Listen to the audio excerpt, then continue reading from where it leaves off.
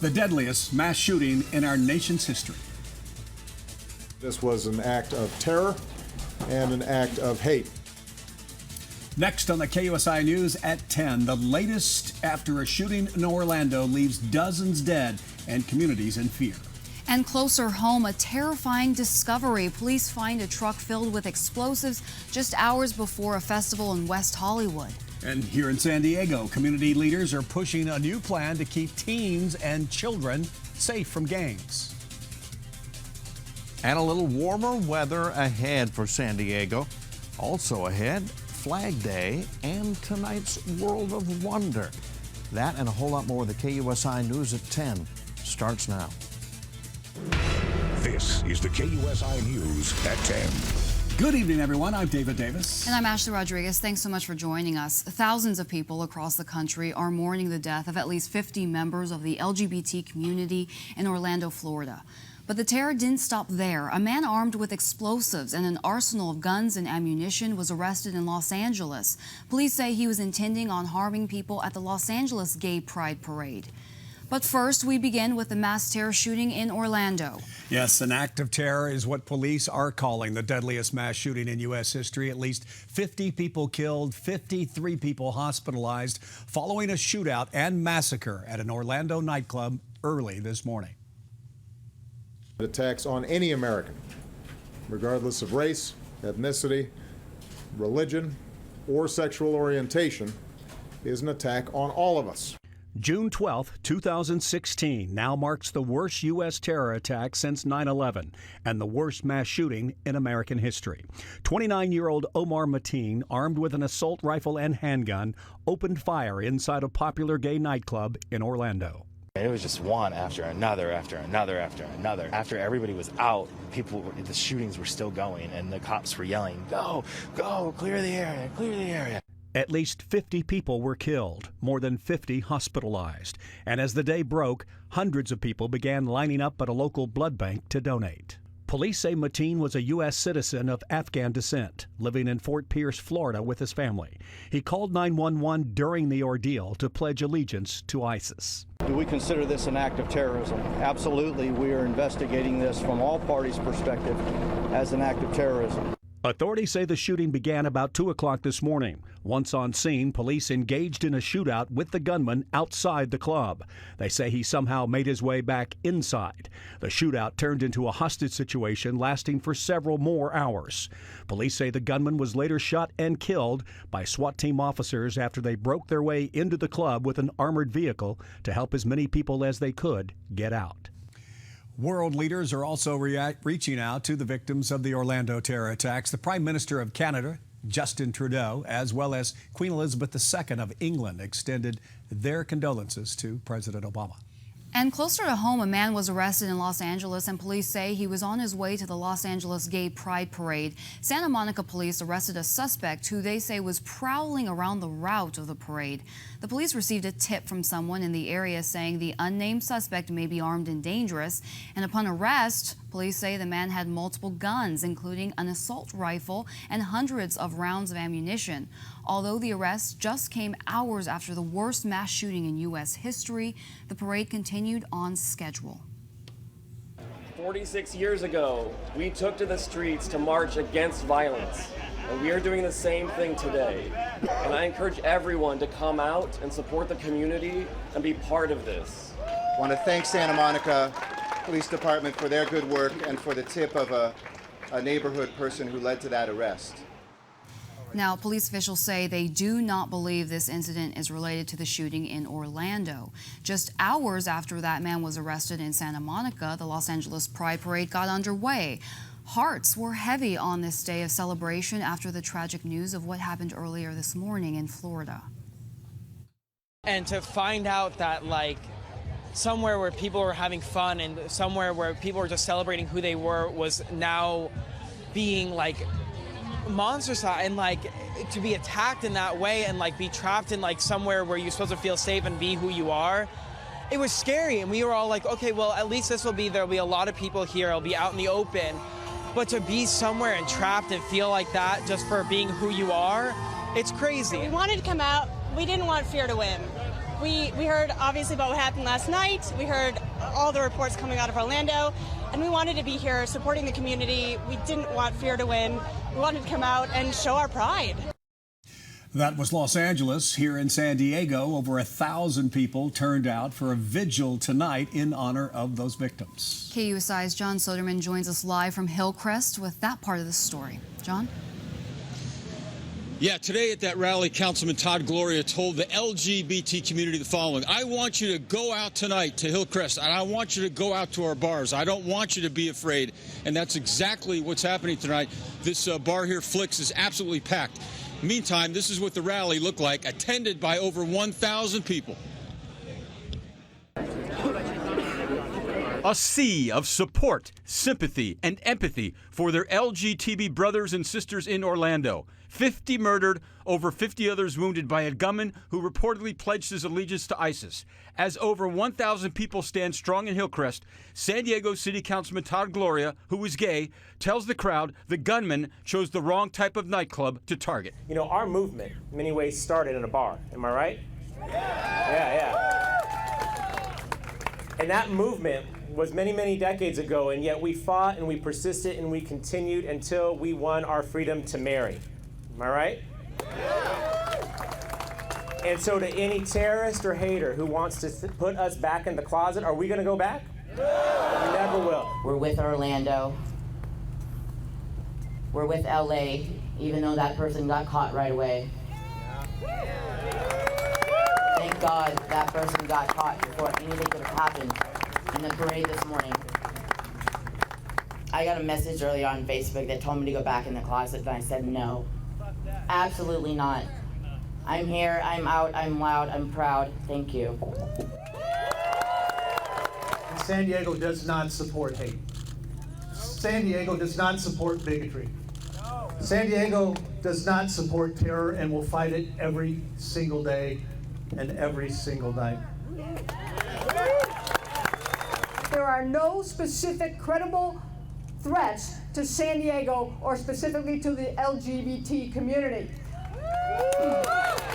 However, having said that, is that as you have already seen, is that we have increased significantly our security posture throughout our entire city, and particularly right here where our LGBT wonderful community congregates. Meantime, this message brought to us by a local Chaldean leader who has been warning us about ISIS for the last 2 years. Today, we lost 50 of our brothers and sisters in the LGBT community. ISIS has killed Christians, they've killed Yazidis, and now they're killing the LGBT. Enough is enough. And tomorrow, the Hillcrest community will hold another big rally and a march through Hillcrest starting at 6:30. In Hillcrest, John Soderman, KUSI News. John. Well, as you just heard, local politicians are joining others in expressing their thoughts and feelings on the tragic event that took place in Orlando. San Diego Mayor Kevin Faulconer sent out this tweet earlier today. San Diego stands united with the people of Orlando. Our sincere condolences to the families affected by this horrible act of violence. San Diego City Councilmember Todd Gloria, whose district represents the community of Hillcrest, had this to say: the brutal massacre in Orlando, which took 50 innocent lives and injured 53 more, is an attack on all Americans and our values of freedom and inclusion that are the foundation of our nation. Well, there were vigils in many U.S. cities tonight honoring the victims. Government flags have been ordered at half-staff by President Obama as well. So just to recap, in Orlando, at least 50 dead, more than that injured tonight. The shooter was killed at the scene by law enforcement. He is said to have pledged allegiance to ISIS in a 911 call. And in Santa Monica, a man was arrested with a massive arsenal of weapons as well as possible explosive devices. Police say he told them he was on his way to the LA Gay Pride festivities. The United States has a tragic history of mass shootings, the bulk of them within the last 20 years. Topping the list of deadly shootings was today's in Orlando at the Pulse nightclub. Initial reports say 50 are dead and dozens more injured. Virginia Tech shooting on April 16th of 2007 claimed the lives of 32 people, making it the deadliest college shooting in history. Sandy Hook Elementary School on December 14th of 2012 shocked the nation when 26 people were killed, 20 of which were young children. children in their classrooms. And finally, one of the first mass shootings to gain notoriety was on April 20th, 1999 at Columbine High School in Littleton, Colorado. 13 people killed, 12 students and 1 teacher. The governor of Florida has declared a state of emergency tonight in Orlando because of these terror attacks. Diane Gallagher joins us live from Orlando with the latest. Diane, it's still an active scene behind you. Tell us what's going on at this point. Well, Dave, actually, if you actually take a look behind me, you can see they still have it blocked off here. The actual club pulsed about a block and a half behind me, and it's been this way essentially all night long. We've seen the federal vehicles come in. We've seen the emergency vehicles come in and out. You've seen other cars with officials inside them coming throughout on the street here, and at the same time, you have a heavy stream of people coming and just wanting to kind of be here right now. You know, Diane, we're hearing the death toll from early this morning. It still stands at 50, and then we hear these gut-wrenching stories all evening about families trying to find out about their loved ones. Are they in the hospital? Are they dead?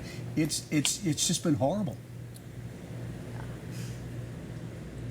It really is. I'm going to tell you the story that really gives me the chills the most, and each time I hear it from people, it's so awful, because you hear that the officers, they say that they went inside this club afterward, and in addition to there being bodies everywhere trying to figure out who was alive and who was dead, they started hearing cell phones going off, and they heard text message alerts, and they knew that these were the family members, these were the friends, these were mothers and fathers and sisters and brothers trying to find out if their loved one was one of the people who didn't make it out. And just the thought of those phones going off is really difficult.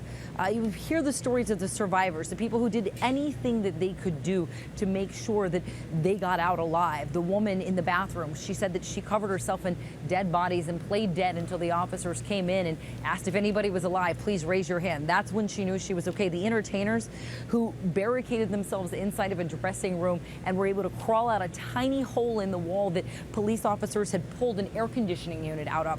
Those stories of survival, and the people who stopped, the medical student who did tourniquets for people, we're getting those stories today, and they really do. They're chilling to hear.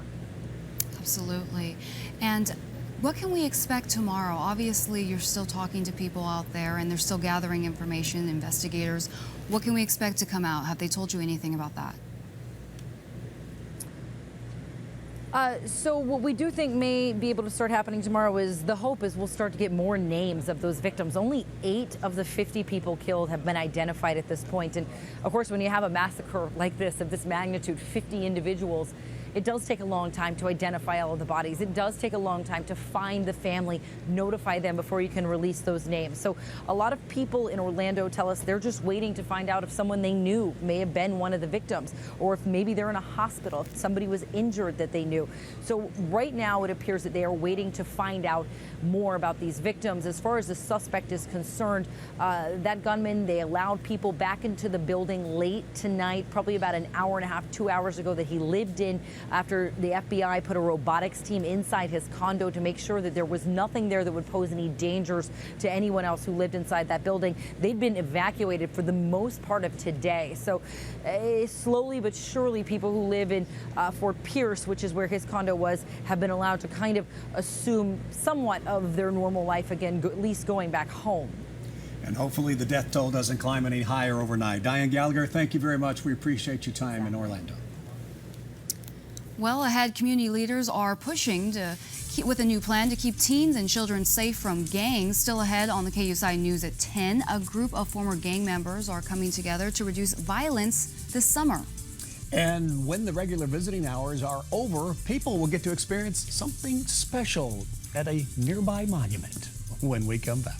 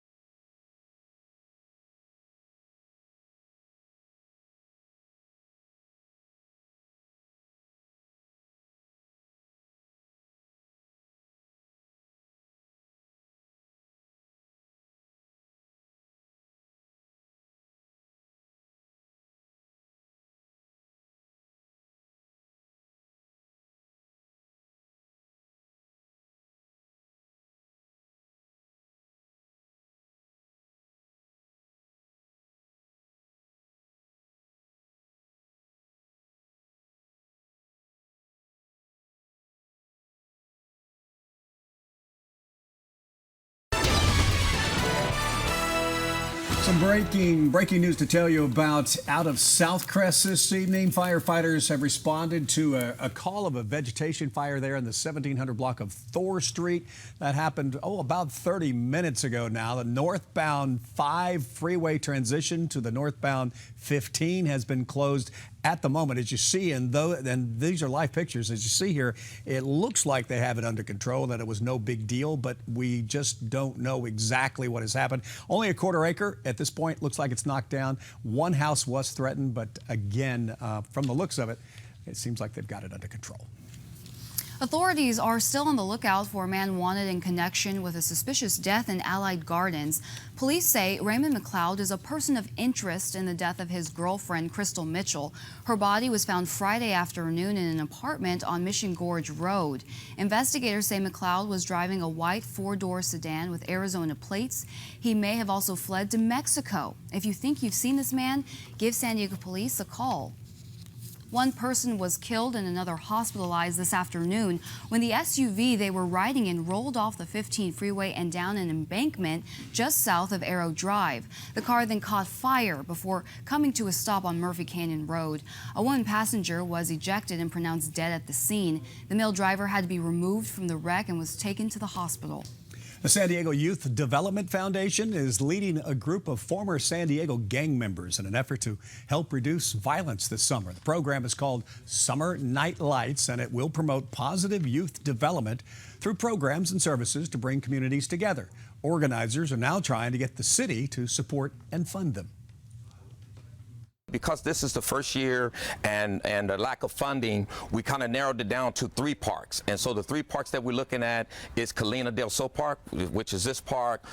We're looking at Skyline Park, and we're looking at Mira Mesa Park.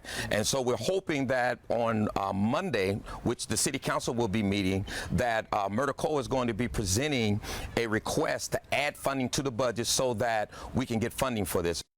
All right, that'll happen tomorrow. We'll let you know. Summer Night Lights is based on a program that began in Los Angeles in 2003. And something very cool is happening tomorrow night at the Cabrillo National Monument. After regular visiting hours are over, the monument will be open for Park After Dark. The San Diego Astronomy Club will provide telescopes for stargazing, and there will be tours to take groups around the trails. The event is free to members of the Cabrillo National Monument Foundation, and it's $25 for non-members, and hopefully it'll be a clear night tomorrow night for the astronomers. Yeah, hopefully, and we can find out. KUSI meteorologist Dave Scott joins us with what we can expect. Hey, Dave. Well, we're still going to see the marine layer, and it is, because it's the time of the year, June gloom is really prevalent. However, it's going to start weakening a little bit. Yeah, we're going for warmer weather ahead in San Diego. When the marine layer starts to thin out, it gives the atmosphere a little extra chance to warm up. And that's what we're going to see as we get through the rest of this week. We saw it a little bit today. In fact, look at this. Nancy Ramsey sending this in along the coastline in downtown, and this was taken from Coronado. My friends, it is beautiful. Just a few, you can almost count. Let's see, David Davis can count this. 1, 2, 3. It's like being back in Sesame Street, isn't it? Take a look at this. Here, 69 degrees today, almost 70 degrees, 63, 62. So temperatures even overnight, just about normal there for the 30-year average. Looking good in San Diego. Temperatures in the inland valleys, much warmer. Only in the upper 60s yesterday. Today, upper 70s. Escondido, Poway, 74 in El Cajon today, 72 in Humboldt, 70 in La Mesa. Still nice and comfy there. Along the coast, Coronado, 70, 69 in Chula Vista, 72 in Imperial Beach. Nice in the mountain areas, 71 degrees. It's been warmer typically in the mountains above that marine layer. And the marine layer has been topping out at about 4,500 feet, at about 3,000 feet deep. And it's not allowed for a whole lot of heating, but it thinned out a little quicker today, and we got some extra sunshine. But temperatures right now dropped into the upper 50s in the inland valleys, 61 Escondido, as well as Carlsbad, 62 in Chula Vista, 80 in Borrego Springs, a nice cool down there, 44 in Mount Laguna. Around the coast, 64 degrees, and we're still seeing some clouds out there, although it's not too bad. Inland valleys, I think you're going to like it, 61, nice and comfy. Mountain areas, clear skies, 44 in the desert areas, 82, winds north-northwest. We'll have more coming up in just a little while. All right, not Thank too you for bad that. out there. No, not at all. They defied the odds, beating life-threatening conditions. Still ahead on the KUSI News at 10, the emotional celebration for local cancer survivors. I'm Michael Turco. A hardwood flooring disaster that's hard to believe, and this floor is not even a year old. The Turco Files tonight.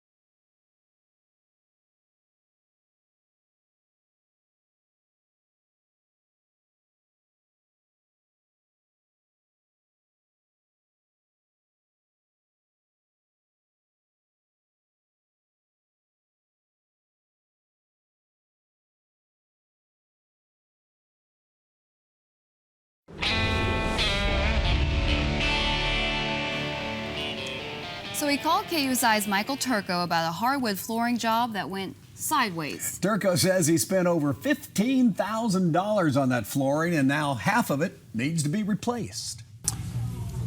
He was counting on custom hardwood floors to turn his home into a showplace. The floors went in late last summer, but by this February, he had a real problem. The wood buckled so badly, people were tripping over it, and he says the company he bought it from is still dragging their feet.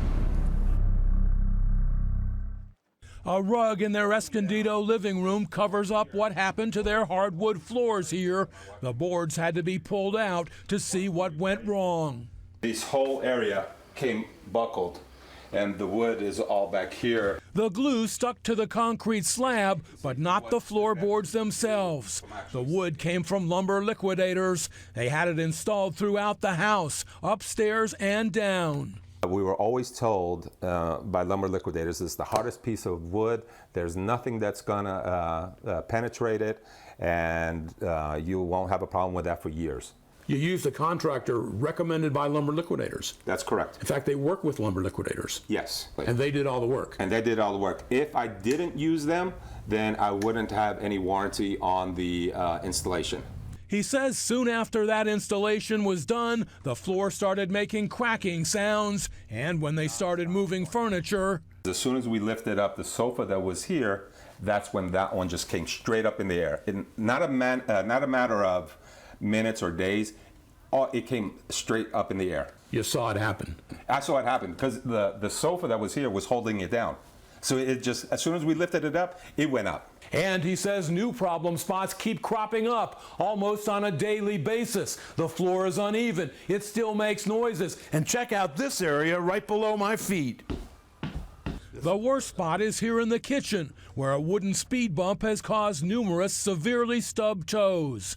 He tapped the floor with a metal rod and found more than a dozen areas that sound hollow, all of them downstairs. So far, there's no problem with the flooring upstairs installed over plywood. But on the slab downstairs, he's still finding new trouble spots. All of this area is very hollow. He contacted Lumber Liquidators and made a claim against his warranty. He says he got a runaround for months. So Lumber Liquidators blamed the installer? Correct. That they recommended? That they recommended. Correct. And the installer blamed? Lumber Liquidators. But after an inspection, Lumber Liquidators agreed to replace the floor at no charge, downstairs only. I think this is a slap in the face. He says that's because he'd lose all of his warranty rights, and he's not sure the upstairs flooring will hold up. He'd also have to sign a confidentiality agreement. I think what bothers me the most is that if something is not done, then other people are going to suffer the same thing that I'm suffering. The type of bamboo flooring he got from Lumber Liquidators has now been discontinued. The company says they're going the extra mile by offering to replace it at no charge because their warranty normally doesn't cover labor costs. I'm Michael Turco, only on KUSI News. If you've got a problem, you know who to call. That would be Turco. 858-571-FILE, 858-571-3453. Emotional reunions happened all over the country today as part of National Cancer Survivors Day. A local celebration was held at Scripps Green Hospital, and it brought together survivors and current patients battling a variety of cancers. Doctors say these events give hope and serve multiple purposes.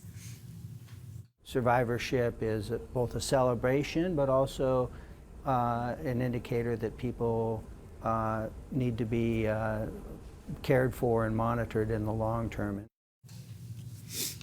30 years ago, the national cancer survivor rate was about 50%, and today the rate sits around 70%. There are also 14 million cancer survivors in the U.S., but that is expected to grow to 19 million by year 2024. Coming up on the KUSI News at 10, some are calling it a humanitarian crisis here in San Diego. A new surge of a refugee group and how they are affecting our city. But first, here's Rick Willis. All right, thank you. Coming up later on the ASR, the Padres and Rockies wrap it up. Meet the next local boxing sensation. Draymond gets punished for his low blows, so the ASR will be a hit at 15 till.